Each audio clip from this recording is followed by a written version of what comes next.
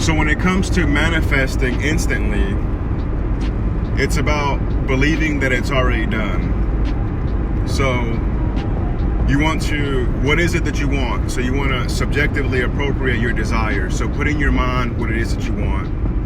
And then you ask yourself how it will feel.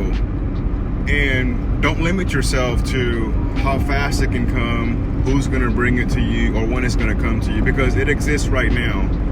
All things exist right now. You can't imagine something that doesn't exist.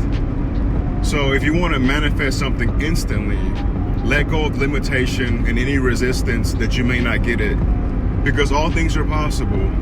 And then once you get it, you'll know in your heart that once you truly believe it, then it'll come to you. So don't stress it. Things are working out for you.